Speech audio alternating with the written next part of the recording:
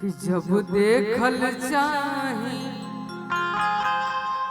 तू कहेलू माही, दिल धड़के बहुते जोर से कि ऐसन कजरा लगा,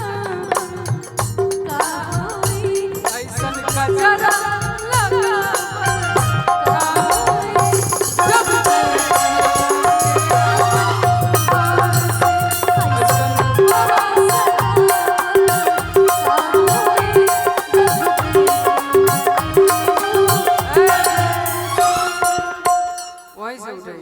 हमार घर में आइल बड़ी हमरा कहीं माने ली वो हम जानत नहीं। नेहा निष्ठा के कभी मंच पे डांस करत ना देखलो, लेकिन हमरा साथे भाव दी कि ऐसन रूपवा सजा का होई, ऐसन रूपवा सजा।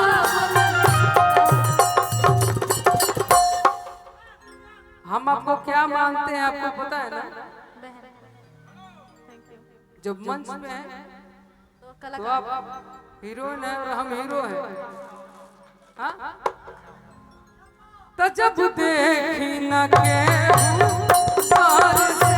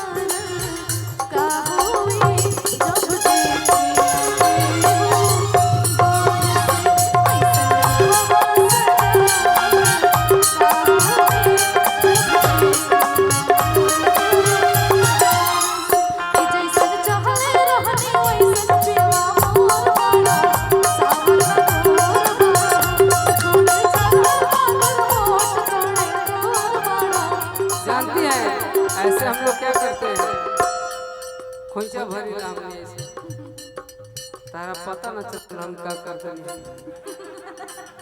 ऐसन रूपवा सजा का होई जब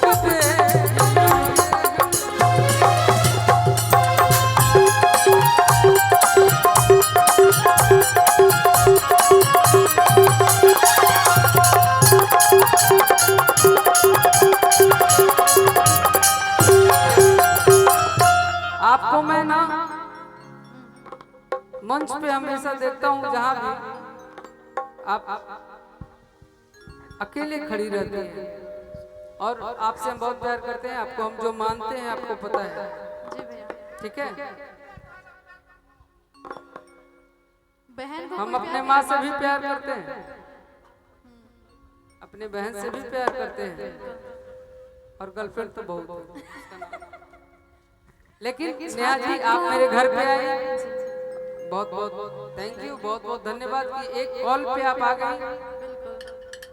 एक लाइन और छाती कर ले उतार हरदम का चरे ले पार, छाती कर ले उतार हरदम का चरे ले पार, छाती कर ले उतार हरदम का चरे ले पार, सगरो चलल बाचला रंगबाज राजा की, सगरो चलल बाचला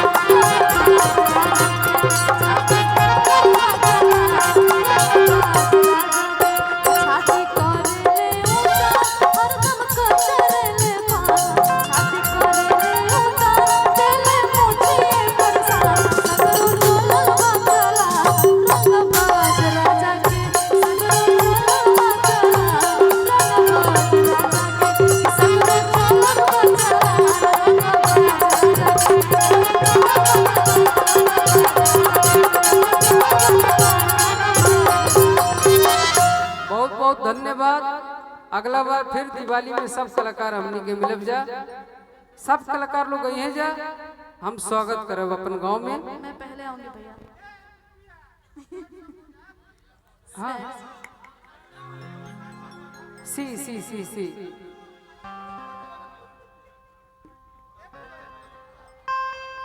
छिल गला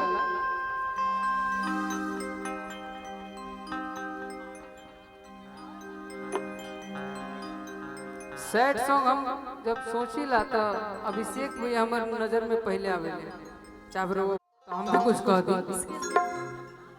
हम कहूं से कह दिला कि ऐसन रूपवा सजावल